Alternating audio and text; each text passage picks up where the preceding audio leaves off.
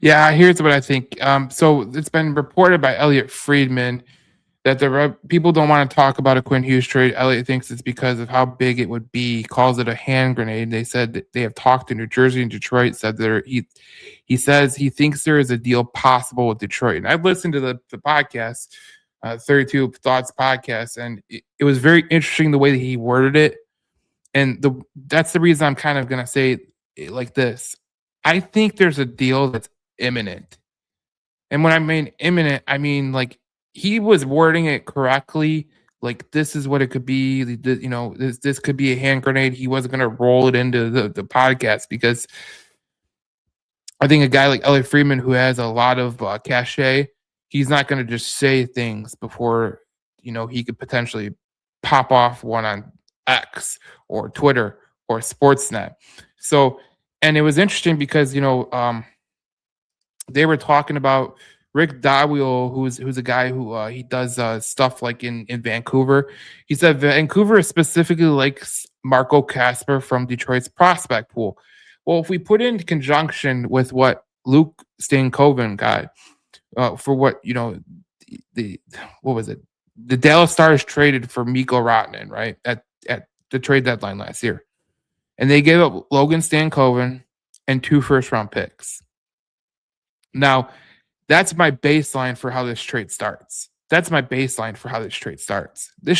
trade could be Marco Casper. It could be Nate Danielson. I have a hard time believing that it would be, ASP or Sandine Pellick or Simon Edmondson. That'd be hard to fathom that they would put a collection of them.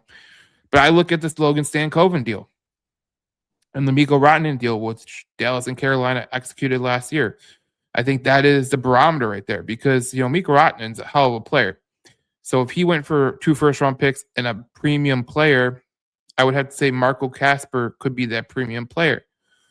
And this is where you get into a little bit of semantics because people were talking about there was a fan proposal. He said Detroit gets Quinn Hughes. Edmondson would go to Vancouver. Casper would go to at Vancouver. Emmett Finney would go to Vancouver, and 2 firsts from 2026 to 2027. Now, here's the problem with that. And Cindy, I want your thoughts on this. That's a fan proposal.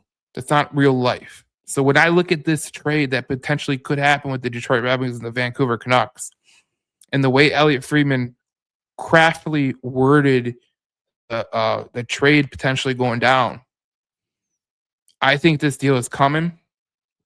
I think that when he chose the words, he thinks there is a deal possible with Detroit. Now, I want you to hearken back to a couple years ago. He said the same thing about Mikko Rantanen being traded to Carolina. And just days later, he was traded to Carolina. And then he was traded to Dallas because he didn't want to be in Carolina. Bygones be bygones. I think Steve Yzerman looks at this as an opportunity. Not just an opportunity for him to get a premium defensive player. But if you think about it like this, Cindy, you could potentially have, for the next couple years, you could potentially have Quinn Hughes, Sider, ASP, Edmondson, if you did it correctly. And then Albert Johansson, and then pick your last defenseman, pick your depth defenseman, whether it's Docker, Sherratt, wherever the case may be. I think this would be not just a huge move for Steve Yzerman, but one of his boldest moves yet. And I think last year when Larkin said this, you got to come up with wins, and I think especially in March, it was hard. That we didn't do anything, and then I felt the group kind of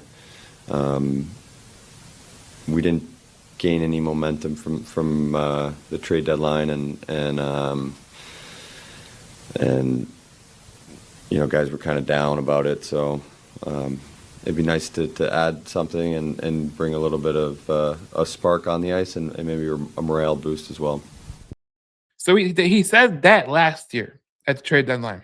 What morale boost, what shocking thing would it do if you said Quinn Hughes is now in your defensive lineup? Now you have a quarterback for your power play. you just hit that would be the bold move that Steve Yzerman needed to take this team to the next level. And he's always needed a bold move, but Larkin just said it right there. It's a morale booster. And we talked about before about December being this month where, usually you would say, it's a jolly world and a marshmallow world and joy to the world. But, lately for the Red Wings, it's been blue, blue, blue Christmas. So it would be a great Christmas if you unwrapped a present and it was Quinn Hughes. Oh, no doubt about it. And the thing of it is that Steve Yzerman has been looking for another marquee player. Mm-hmm. He's been looking for it. He tried to get a couple of them in the last two off seasons, and for one reason or another, it didn't work. The one time he got screwed by, I think it was was it Pittsburgh who screwed him in that last year deal, or Philadelphia, the Flyers. It was one of those Pennsylvania Yep. teams. Yeah, that screwed him over. He had that deal done, and then he got screwed there, and now he's got JVR anyway. And then you had last season he was trying to get another marquee player, and ended up kind of taking his second or third choice, which didn't work out. But so, I mean, Steve has been in the market for a Quinn Hughes kind of player for a while. And the fact that he's a defenseman who can come in, he can pair him with ASP. I don't know if they're opposite. Are they left hand, right hand? I don't know if they are. Yeah, SP But is the right hand. Quinn Hughes is a left hand. So yeah, they'd be opposite. perfect. That's what he's looking for then, because he knows he's going to have to replace Ben Sherratt. He knows that the Wings have got to do something about their blue line because they're not getting a goalie anytime soon, as you know. So they're going to have to do something. So the best chance he's got is to shore up the blue line, add a marquee player that's going to give a boost, if you will, like you said, to morale. Quinn Hughes is definitely, Quinn Hughes checks a lot of these boxes. He's going to add the morale. He's going to create excitement. He's going to lend to bolstering the Red Wings blue line. He's going to be a great partner to Axel Sedin Pellica, who I don't think is going anywhere. And I think Mm-hmm. if you see anybody hitting the block, it's probably going to be Danielson, because Nate Danielson's been good. It's either going to be him or it's going to be Marco Casper, or maybe it's a package deal. I don't think Steve's going to let them both go. But you never know. I mean, for a guy like Quinn Hughes, he might just do it. I've been hearing Danielson is probably on the way out more so than Casper, just because of the nature of the structure of the deal.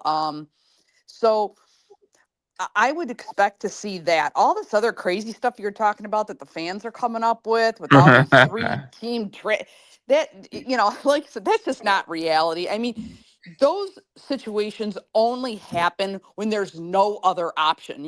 Most executives will try to take the quickest way between 2 points is a straight line, and that's usually what they're trying to do. They don't have time to screw around. They don't sit around, believe it or not, and lament these different concoction of fantasy whatever going on, that fans have time to do that. Steve Yzerman doesn't have that kind of time. He's looking for what is the quickest, most efficient way to get me to point B. And I think that it could very well be maybe a Nate Danielson for Quinn Hughes trade with possibly a pick or two, or maybe they throw in a Marco Casper. But the thing is that one thing that Steve has this year that I don't believe he had in the past is he actually has so much talent in his prospect pool or in his young guys that he can actually afford to lose Danielson and Casper, because Axel Sedin Pellica and Emmett Finney have stepped up so much. I mean, I don't Yep. think anybody had it on their bingo card that they were going to make the roster this year. Maybe ASP, maybe, but I don't think anybody saw Emmett Finney No. coming. And if So you said that, you're a liar. right on, exactly. And so that's what I'm saying is that, and by the way, I don't know if anyone's paying attention to the Griffins, but they are having one hell of a season. They're doing very well. A lot of standouts coming out of that, and I think there's a very good chance we could see Sebastian Kosa coming up to back up, what we've got going on in net, which is talk about consistently inconsistent. But